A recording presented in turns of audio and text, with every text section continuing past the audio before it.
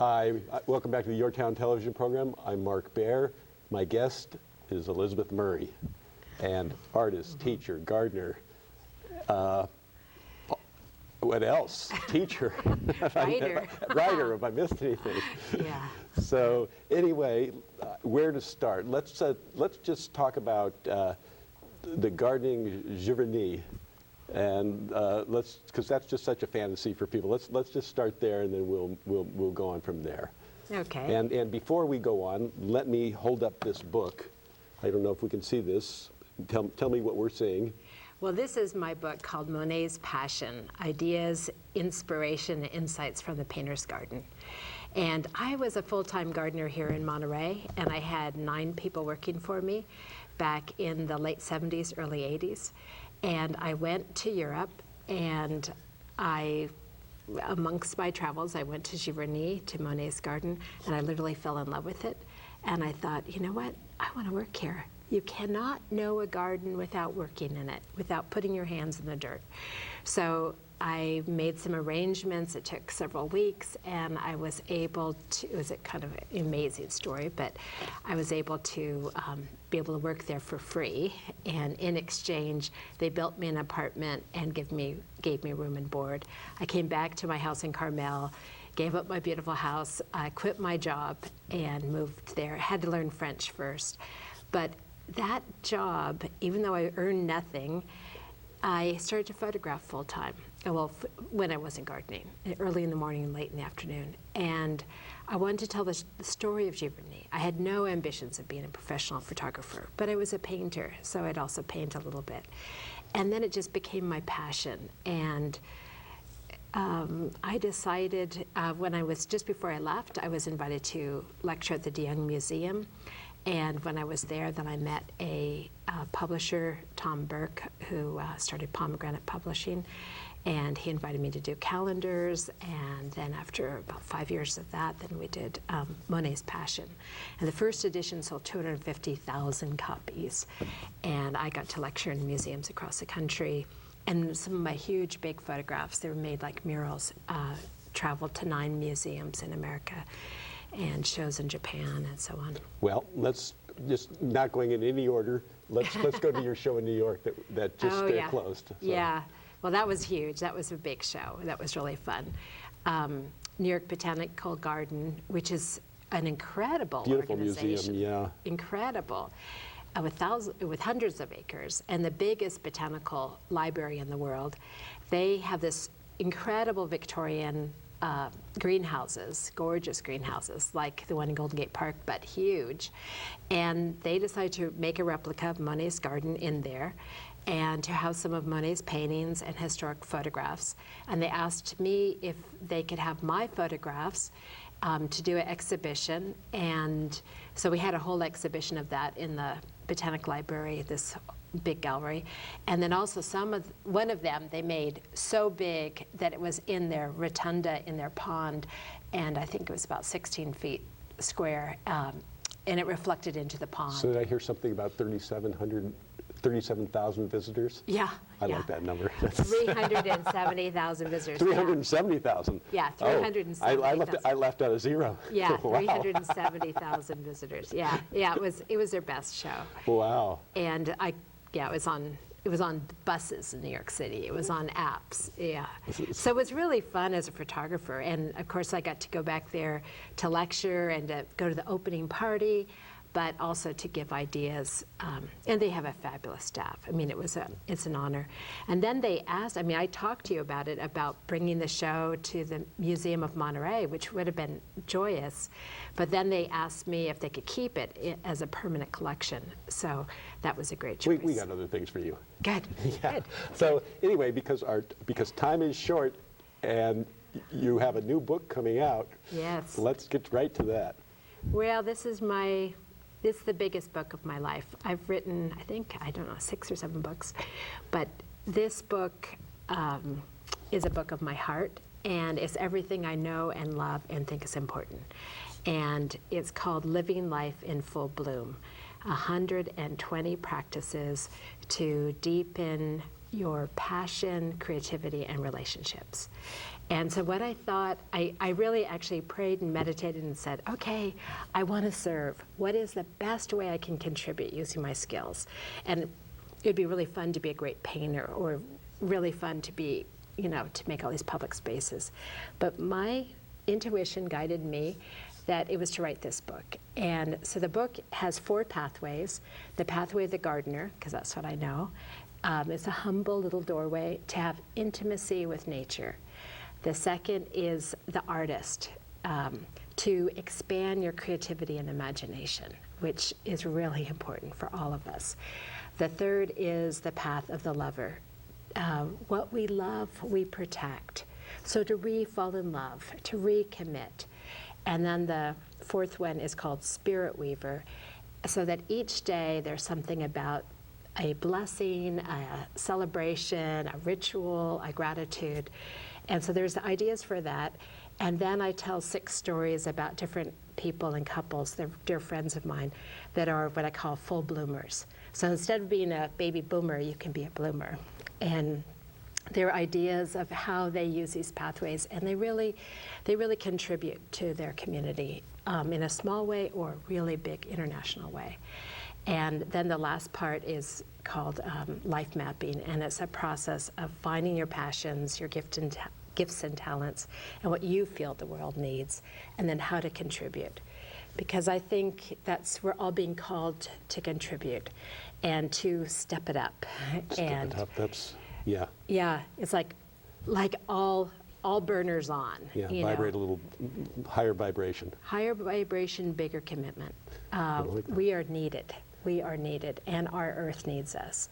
So here we are in Monterey Bay, one of the most beautiful places that I absolutely love, surrounded by gorgeous water and sanctuaries. We'll hear more about that. Language schools, biggest language capital in the world, all kinds of great thinkers, people that we can influence, arts. And beautiful flora and fauna. Beautiful flora and fauna, and we have water crises, and we have an opportunity. And we have an opportunity to teach and inspire and bring our children to nature. And well, we're going to inspire for a minute. Let's look at some of your art. okay, Okay, what am I looking at here? let's see. Well, this is at the Cooper Malera in downtown Monterey. And of course, I love the historic adobes. And your work is showing there right now. It is. Okay. It was part of the Art in the Adobes tour. And I think that this is one of our great treasures. And having spent 30 years photographing Monet's garden, what I wanted to do is to photograph the gardens in my own backyard and the incredible historic architecture that we have in Monterey. So this is one, and people can go there for free to go into the Cooper Malera. I love trees. This is actually a tree I just fell in love with in Golden Gate Park, but I break for trees. I've used some of my tree photography to help stop cutting down of trees, whether they're Monterey pines or cypress or oak groves. I just think trees are sacred. So this is a beautiful one. Oh, this is a whale. I wish I had, this isn't my photograph, but I think it's a preview of the next people. This is a sky right here in Monterey, and gosh, haven't we had amazing skies lately with a fire that's been happening at the controlled burn. These photographs look a little bit painterly because I've done them with my iPhoneography, with my iPhone and layered apps. And although I'm a professional and use a big camera and all that, yeah, we'll get into that. I just love the playfulness of the iPhone. So that's looking up into the skies, something beautiful. And there might be, this is also a iPhoneography. It's a panorama of the ocean, and it's really fun to take multiple pictures and then stitch them together and then layer them with other textures. So that's that. And this is one that's at the Adobe. This is Larkin House, and I call it Looking In, and you can kind of see my reflection there a little bit. And it's kind of sad to me, it's very sad to me that so many of our adobes are closed right now, and really what we can do is look inside.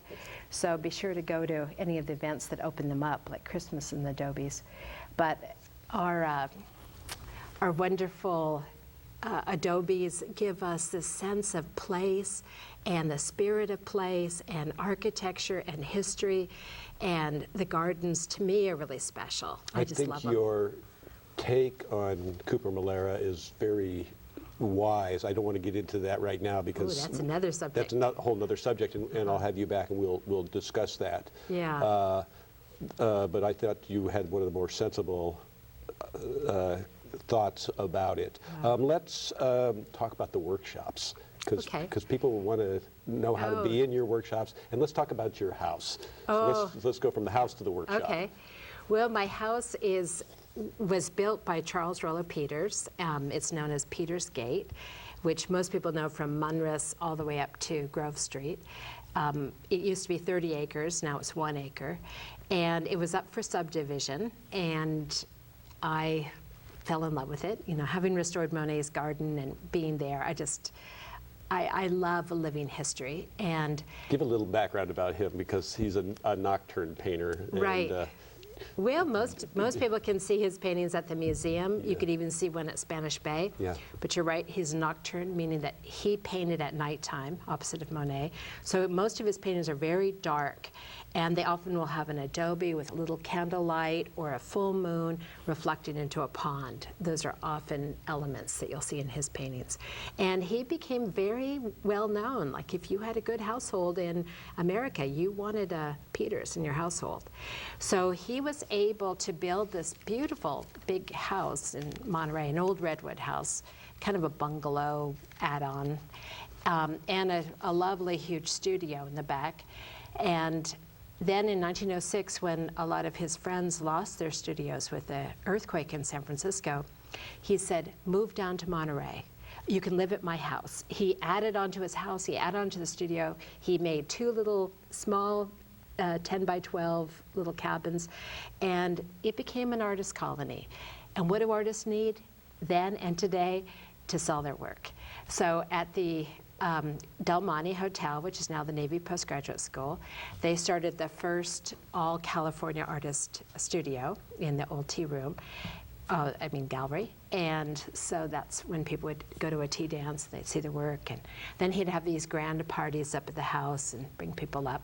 So it's still the same today, and I do this, where we like to invite people of means who are interested in the arts to come up and meet artists. So unfortunately, the living room was kind of caving in about 7 inches, and some people were going to tear it down because they couldn't figure out the engineering. And I am so full of gratitude for the city of Monterey and their historic park, the historic restoration and planning department. And I said, you know what? It costs twice my budget. It has structural problems, and I'm an artist. I don't really have a regular income at all. So anyway, they worked with me. I was able to get grants and get on the Mills Act, which helps lower my taxes, and I give that money back for restoration. We got it we got it engineered, and I put in 9,000 pounds of steel to keep the living room up. I mean, it's kind of a big deal. Used wonderful local craftsmen for that, and restored the 2 cottages, made them into really beautiful rentals. So now I have like a cash flow. And my dream and my prayer was to have a place that belonged to an artist. I wanted to live in Monterey. I wanted a big house. I wanted a big garden. I wanted to be able to work in my house, do my writing and my painting, and to be able to teach there and to show my art. So that's what this does in a beautiful way. And so a few years ago, I've been teaching for years to all these, I call them, these CEOs that come to our Pebble Beach and Bernardus, and so I do spousal programs and creativity programs with photography and painting.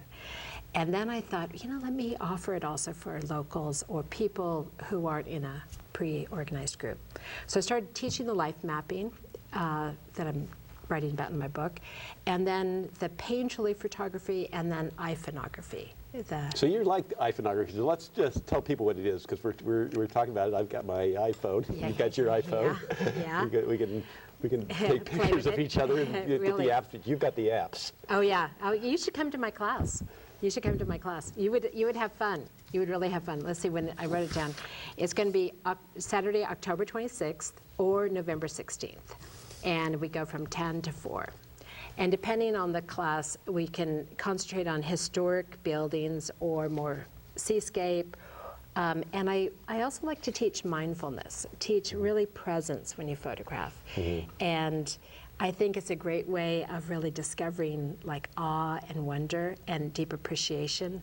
And when I photograph flowers even, which of course I do a lot, it's been a big part of my career, I feel when you photograph a flower, it's like photographing a woman, that you should say, oh, you are so beautiful. May I take your picture? And so that you compliment and you recognize like the spirit within, and literally the flower just kind of looks back at you and is kind of like a yes, rather than this sort of, you know, like when you just shoot a picture. It's just like when you photograph someone you love. I actually do that. Do you? I do, and I just got through with all my ladies of the valleys, or my lilies of the valleys, my naked ladies out there in the out in the valley. The pink ones or the real ones? No, the real ones. They're beautiful. Yeah, amaryllis. So anyway, this is all fabulous. How can they find you online? Well, if you remember my name, it's elizabethmurray.com. And that's my website. And email is just emurray@elizabethmurray.com. Yeah, I'd love to have people join me. And also, I have something that I do a couple times a month. I don't know if you're on my list. And it's called Celebrate Beauty. And I do get Do you get it? Yep. And I have some photograph I've made, usually iPhonography with my apps and all the playful things. And then something that's inspiring, and then a question.